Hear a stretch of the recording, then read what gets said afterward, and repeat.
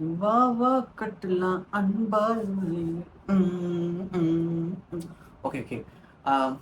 இந்த வீடியோவில் நம்ம என்ன பார்க்க போகிறோம்னா why cinema is my life. Obviously எனக்கு மட்டும் கிடையாது, நிறைய பேருக்கு சினிமா அவங்க லைஃப் ஒரு பாட்டாக இல்லை, சினிமாவே லைஃபாக இருந்திருக்கு.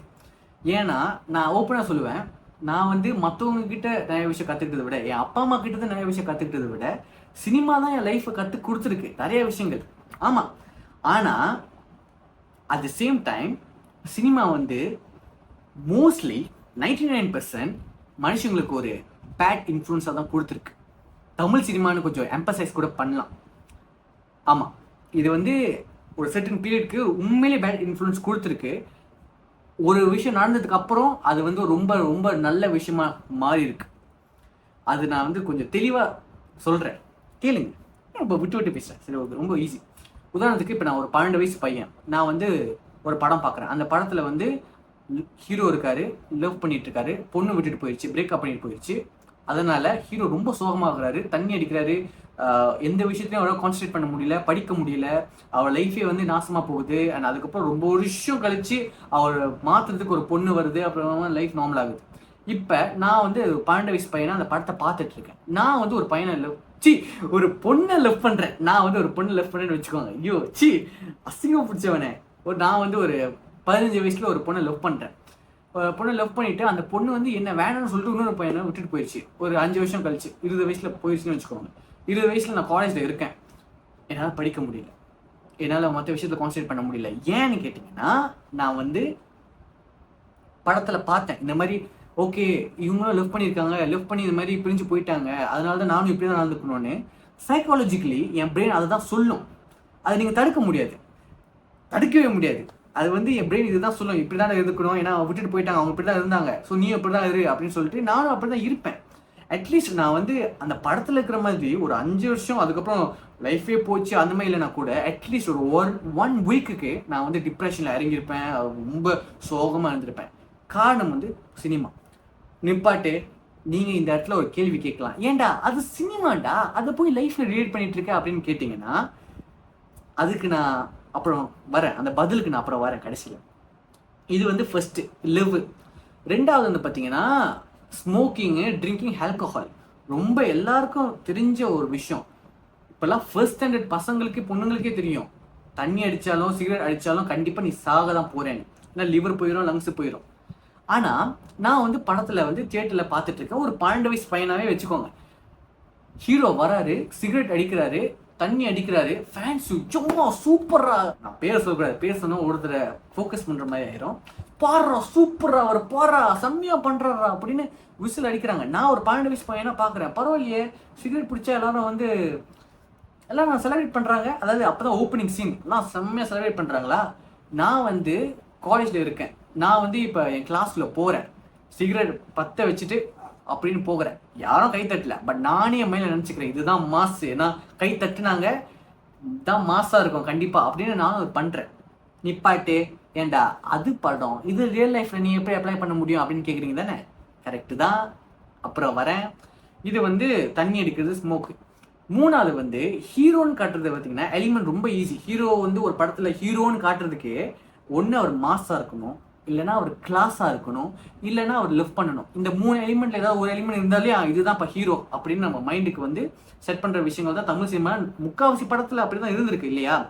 மாஸ் காட்டுறதுனா ரொம்ப ஈஸி, ஹீரோ ஒருத்தனை போட்டு அடிக்கணும், ஓகேயா? கிளாஸ் காட்டுறதுனா ரொம்ப ஈஸி, ஹீரோ அடிக்க தேவையில்ல, பட் அநியாயம் நினச்சுன்னா தட்டி கேட்கணும், ஹீரோ தான் தட்டி கேட்கணும், மற்ற எவனும் கேட்கலன்னா அவன் தட்டி கேட்கணும். அப்படி தட்டி கேட்கலன்னா கூட அவன் வந்து பரிதாபப்பட்டு நல்லது செய்யணும், ஓகேயா? அது வந்து கிளாஸான விஷயம் கூட சொல்ல முடியாது, அது வந்து ஒரு நல்ல விஷயம்னே சொல்லலாம், ஜஸ்ட் ஜெனரலான ஒரு விஷயம் தான், அது கூட நீங்கள் ரிமூவ் பண்ணிடலாம். மூணாவது லிவ் நான் சொன்ன மாதிரி, ஓகேயா? நான் வந்து ஒரு இடத்துல அநியாயம் நடக்குது, நான் தட்டி கேட்குறேன், முட்டாள்தனம். ஏன் முட்டாள்தனம் அதுக்கு நான் அப்புறம் வரேன். ஒருத்தன் வந்து தப்பு பண்ணுறான், நான் அவனை போய் அடிக்கிறேன், அது பெரிய முட்டாள்தனம். ஏன் அதுக்கு நான் வரேன், உங்களுக்குலாம் தெரியும். இப்போ நீங்கள் என்கிட்ட கேட்கலாம், ஏன்டா உனக்குலாம் ஆன்சர் தெரியும், இதெல்லாம் வந்து ரியல் லைஃப் ரிலேட் பண்ணக்கூடாதுன்னு, பட் நீ எதுக்கு ரியல் லைஃப் ரிலேட் பண்ணிட்டு இருக்க அப்படின்னு கேட்டிங்கன்னா, ஏங்க நான் வந்து சின்ன வயசுல ஒரு விஷயத்த பார்த்து வளர்ந்து அது நீங்களாம் ஒயிட்லி அக்செப்ட் பண்ணியிருக்கீங்க, தியேட்டரில் வந்து செலிப்ரேட் பண்ணியிருக்கீங்க, அண்ட் அது என் லைஃப்பில் ஒரு இம்பார்ட்டண்டான பார்ட்டாக இருந்திருக்கு, கரெக்டாக?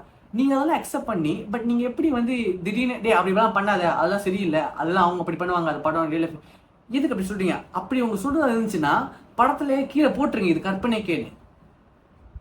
ஏன் நான் அப்படி சொல்றேன்னா, அஃப்கோர்ஸ் நீங்க போட மாட்டீங்க. ஏன் அப்படி சொல்றேன்னா, நாங்கெல்லாம் சின்ன வயசுல அதை பார்த்து வளர்ந்ததுனால அது எப்படி இருக்குன்னா, சின்ன வயசுலயே வந்து சாப்பாடு ஊட்டி விட்டு வளர்த்த மாதிரி. நாங்க வந்து அதை பண்ணணும்னு பண்ண மாட்டோம், பட் சைக்காலஜிக்கலி எங்க பிரெயின் வந்து அதை பண்ண வச்சிரும். எந்த டைம்ல பாத்தீங்கன்னா எங்களோட பிரேக்கிங் பாயிண்ட், ஒவ்வொரு ஹியூமனுக்கும் ஒரு பிரேக்கிங் பாயிண்ட் இருக்கு. அது எப்போ ரீச் பண்ணுவாங்கன்னா, என்ன கேட்டிங்கன்னா என்னோட ஒப்பீனியனில் தான் சொல்றேன், ஒவ்வொரு மனுஷனோட பிரேக்கிங் பாயிண்ட் வந்து அவனோட எக்ஸ்ட்ரீம் எமோஷனை ரீச் பண்றப்ப, அவன் வந்து ஹாப்பியா இருக்கட்டும், அழுகையா இருக்கட்டும், அழுகை, சோகம், அப்புறம் கோபமா இருக்கட்டும், இதுதான் அவனோட பிரேக்கிங் பாயிண்ட். அழுகை சோகத்துல இருக்கிறப்ப வந்து பாத்தீங்கன்னா சைக்காலஜிக்கலி அவன் பிரெயின் என்ன சொல்லும்னா, தண்ணி அடிடா, தண்ணி அடிச்சுட்டு அப்படி சோகத்தை அழுந்துரு, பிறந்துரு, வெளியே சுத்து, இதுதான் அவன் சைக்காலஜிக்கலி சொல்லுவான். ஏன்னா வந்து இதை பார்த்து அவன் வளர்ந்துருக்கான். படத்துல அதுதான் ஒரு சொல்யூஷனா இருந்திருக்கு, ஃபர்ஸ்ட் ஃபேஸ். ரெண்டாவது வந்து பாத்தீங்கன்னா கோபம். படத்துல பாத்தீங்கன்னா கோவப்படுறதுனால அடிக்கிறது, இல்ல வந்து வீட்டுல இருக்கிறவங்க வந்து ஒழுங்கா நடந்துக்காம, ஒழுங்கா பேசாம வீட்டை விட்டு வெளியே போறது, இதுதான் வந்து நடக்கும். இது வந்து கோவம். இந்த மாதிரி நிறைய சொல்லிக்கிட்டு போய்கிட்டே இருக்கலாம், சொன்னா வீடியோ பெருசா போயிடும்.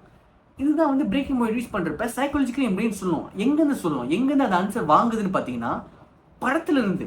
ஏன்னா நான் அதை தான் பார்த்து வளர்ந்துருக்கேன். ஸோ என் பிரெயின் அதுதான் சொல்லும், சரௌண்டிங்ல இருக்கிற விஷயத்த பார்த்து தான் சொல்லும். ஸ்மோக் பண்றது, ஆல்கஹால் அடிக்கிறது, இதெல்லாம் வந்து பாத்தீங்கன்னா ஆப்வியஸ்லி கெடுதல்னு எல்லாருக்கும் தெரியும். யோசிச்சு பார்த்துருக்கீங்களா?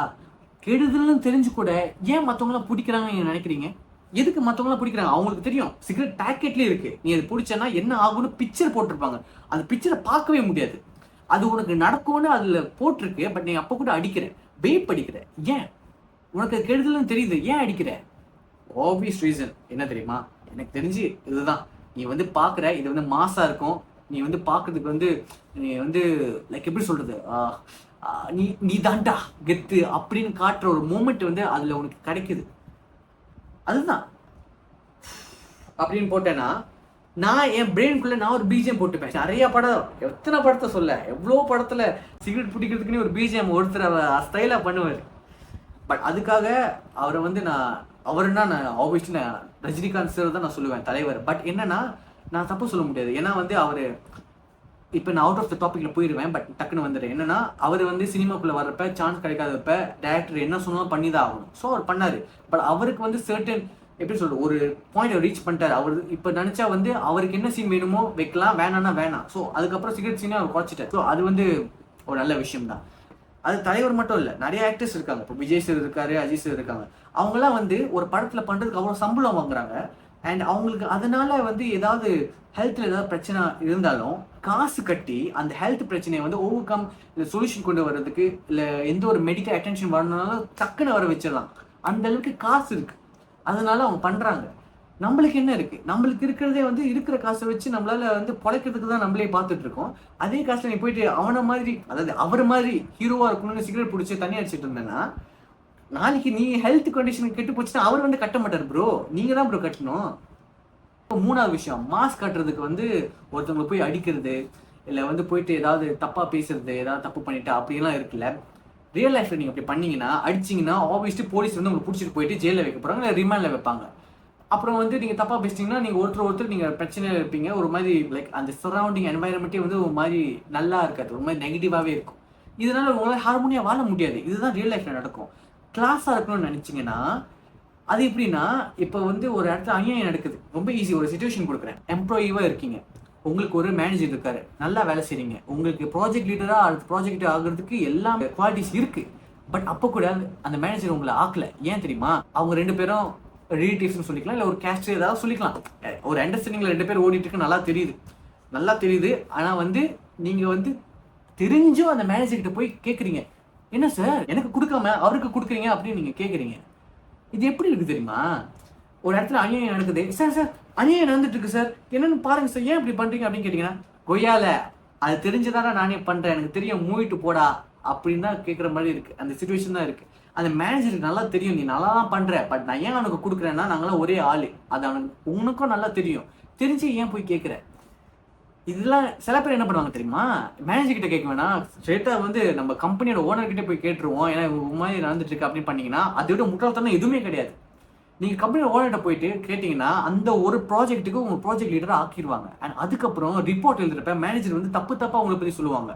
இவன் வந்து ஒழுங்கா வேலைக்கு வரது இல்லை, லேட்டா வரான், என்னென்னமோ சொல்லி லைக் எப்படி சொல்றது, எல்லாரையும் சொல்ல சில பேர் வந்து பண்ணுவாங்க. ஏன்னா நீ என்ன போட்டு கொடுத்துட்டல, நான் வந்து இனிமே வந்து உன்னை நல்லா இருக்க விட மாட்டேன். அவங்க அது பண்ணலைன்னா கூட என்ன மோஸ்ட்லினா உங்களுக்கு ஃபேவரா நிக்க மாட்டாங்க நிறைய இடத்துல. ஸோ பேசிக்கான விஷயம், படத்துல வந்து ஒரு அத்தாரிட்டியை வந்து அவங்க கேள்வி கேட்கறதுனால அவர் ஹீரோவா தெரியுறாருன்னா நீங்க ரியல் லைஃப்ல பண்ணவே கூடாது. ஒரே டிபார்ட்மெண்ட்ல இருந்தீங்கன்னா உங்களுக்கு வேலை இல்லை தம்பி அடுத்த நாளே. அப்படி வேலை இருந்தாலும் உங்களுக்கு ப்ரொமோஷன் கிடைக்கிறதுக்கு கண்டிப்பா டைம் எடுக்கும். ஏன்னா சினிமா வந்து தப்பான இன்ஃப்ளூயன்ஸா தான் இருந்திருக்கு, உண்மையிலே தப்பான இன்ஃப்ளூயன்ஸா தான் இப்போ கூட இருக்கு. நிறைய நான் சொன்னதெல்லாம் கொஞ்சம் நஞ்சம், இன்னும் நிறைய இருக்கு, எக்கச்சக்கம் இருக்கு. சரிடா இவ்வளோ சொல்றியே, பட் சினிமா உன் லைஃப் ஒரு பார்ட்டா இருக்குன்னு சொல்ற, எப்படி அதை சொல்ற? ஏன்னா இவ்வளோ விஷயம் சொல்ற படத்தை பார்த்து அப்படின்னு கேட்டிங்கன்னா இப்போதான் நான் கதைக்கே வரேன். சினிமா உங்க லைஃப்ல பேட் இன்ஃப்ளூயன்ஸா இருக்கும் 99% அன்டில் உங்க லைஃப்ல நீங்க எப்படி அதை ரிலேட் பண்றீங்கன்னு பொறுத்துற வைக்கும். உங்களுக்கு ஒரு அனாலஜி கொடுக்குறேன். எப்படின்னா, எனக்கு ஒரு குக்கிங் காம்படிஷன் இருக்கு. நான் குக்கிங் காம்படிஷன் போகிறதுக்கு முன்னாடி நான் வீட்டிலே நான் சமைச்சு வச்சிருவேன், சமைச்சு பார்ப்பேன், நான் சமைச்சு பார்ப்பேன். அப்புறம் என் நேபர்கிட்ட கேட்பேன், இந்த மாதிரி நீங்கள் சமைச்சு கொடுங்க, இந்த மாதிரி நான் அதை சாப்பிட்டு பார்த்து எப்படி இருக்குன்னு பார்த்துட்டு மேபி நான் அதை சமைக்கிறேன். ஸோ குக்கிங் காம்படிஷன் நான் ஜெயிக்கிறது சான்ஸ் இருக்கா? ஸோ நான் வந்து ஒரு ப்ரிப்பரேஷன் பண்ணுறேன், ஒரு ட்ரையல் அண்ட் எரர் பண்ணிட்டு அப்புறம் தான் நான் வந்து மெயினான இதுக்கே போகிறேன். சினிமாவும் அப்படிதான். சினிமா வந்து ஆக்சுவலாக மற்றவங்க எப்படின்னு பார்ப்பீங்கன்னு தெரியாது, ஒரு என்டர்டெயின்மெண்ட்டாக நீங்கள் பார்ப்பீங்க, இல்லை வந்து ஒரு ஆர்டிஸ்டிக் படமாக பார்ப்பீங்க. எனக்கு வந்து அந்த வந்து ஒரு லைஃப், இட்ஸ் லைஃப் கொய்யால அப்படின்னு அப்படி வருது, கொய்யால இதான் சினிமா அப்படின்னு இருக்குல்ல. எனக்கு வந்து இது லைஃப், இது வந்து ரியலாக நடந்துட்டு இருக்கு. அதை வந்து நான் எடுத்துக்கிட்டு அது நான் வந்து ரியல் லைஃப்ல போட போறேன். இந்த மாதிரி முட்டாள்தனமா இவனோட கேர்ள் ஃப்ரெண்ட் கிட்ட இந்த மாதிரி தப்பா பேசுறதுனால இந்த மாதிரி ஒரு விஷயம் நடக்க போகுது. நான் என் ரியல் லைஃப்ல அதை நான் பண்ண மாட்டேன், ஏன்னா எனக்கு தெரிஞ்சிருச்சு. சினிமா எனக்கு எஜுகேஷனா இருந்திருக்கு. பார்த்தீங்கன்னா வானமேரம் படத்துல சூர்யாவோட கேர்ள் ஃப்ரெண்ட் வந்து விட்டுட்டு போயிடுவாங்க. அவங்களுக்கு கேர்ள் ஃப்ரெண்ட் இல்லாதப்ப அவர் ட்ரக்ஸ் எடுத்துட்டு இருப்பாரு. ட்ரக்ஸ் எடுத்ததுனால அவர் வந்து அவர் அப்பாவையே திட்டுற அளவுக்கு போயிடுவார். ஸோ நமக்கு தெரிஞ்சிச்சு ட்ரக்ஸ் எடுக்கிறதுனால நீ என்னெல்லாம் பண்ற அப்படின்னு தெரியுது. அதுக்கப்புறம் திருப்பி பில்ட் பண்றதுக்காக அவர் வந்து 6 பேக்லாம் வச்சு அதுக்கப்புறம் திருப்பி ஆர்மி ஜாயின் பண்ணி இதுதான் இருக்குல்ல. நான் வந்து என் ரியல் லைஃப்ல இருந்து அதை எடுத்து நான் வைக்கணும்னா, ஓகே லவ் பிரேக்அப் ஆயிடுச்சா, ஓகே பிரேக்அப் ஆயிடுச்சு, அதுக்கப்புறம் நீங்க என்ன பண்ணுறீங்க, ட்ரக் எடுக்கிறீங்க. நான் ட்ரக் எடுக்க மாட்டேன், ஏன்னா அதனால என்ன நடக்குதுன்னு தெரிஞ்சிச்சு. ட்ரக் அந்த போர்ஷன் டெலிட் பண்ணுவோம் லைஃப்ல, டெலிட் பண்ணிட்டு பில்ட் பண்ணி அவ்வளவுதான். எனக்கு எது தேவையோ நான் இதை எடுத்துக்கிட்டு, தேவையானது வந்து எனக்கு தெரியுது, ஓகே இது வந்து தப்பான விஷயம் தான் நடக்குதுன்னு அது எனக்கு தெரியுது, நான் விட்டுட்டேன். அந்த மாதிரி தான் நிறைய படத்துல பாத்தீங்கன்னா ஒருத்தவங்க இன்னொருத்தவங்க லவ் பண்ணாங்கன்னா இன்னொருத்தவங்க லவ் பண்றதுக்கு ரொம்ப டைம் எடுக்கணும். என்னன்னா நான் லவ் பண்ணிட்டேன், ரொம்ப லவ் பண்ணிட்டேன், அதுக்கப்புறம் பிரேக் ஆனதுனால நான் ரொம்ப சோகமாகறேன், ரொம்ப சோகமாயிட்டு அதுக்கப்புறம் தான் ஒருத்தியை பார்த்துட்டு நான் மூவ் ஆன் ஆகுறேன். அது ஏன் வந்து நான் ஒருத்தனை லவ் பண்ணேன், ஒருத்தியை நான் லவ் பண்ணேன், அவனை விட்டுட்டு போயிட்டா கொஞ்சம் சோகமா இருந்தேன். பட் அதுக்கப்புறம் என் லைஃப்னு ஒன்று இருக்கு, நான் அது இம்பார்ட்டன்ஸ் கொடுக்கணும்னு நான் போறேன். ஏன் அப்படி இருக்கக்கூடாது? ஏன் எல்லா படங்களும் அப்படி இருந்துச்சுன்னா பசங்களோட சைக்காலஜி இன்னும் சூப்பரா இருக்கும். சரிங்க, உங்களுக்கு வேணா ஒரு கன்க்ளூஷன் கொடுத்துட்டேன், ரொம்ப வளன்னு பேசிட்டு இருக்கேன். சினிமாவை நீங்க முதல்ல பாக்குறப்ப நீங்க ஒரு விஷயத்த கத்துக்கிறப்ப இதுதான் சரி இதுதான் தப்பு, சிகரெட் பிடிச்சா மாசான சீன், இன்னும் நிறைய விஷயங்கள்லாம் இருக்கு அப்படின்னு உங்க பிரெயினுக்குள்ள வந்து ஆட்டோமேட்டிக்கா அது இருக்கும்ல. ஆனா நீங்க ரியல் லைஃப்ல நீங்க வந்து லாஜிக்கலா நீங்க யோசிக்கணும், சரியா இது தப்பா, இது பண்ணா நம்மளுக்கு என்ன ஆகுது அப்படின்னு நீங்க யோசிச்சு அது அப்புறம் நீங்க அப்ளை பண்ணுங்க.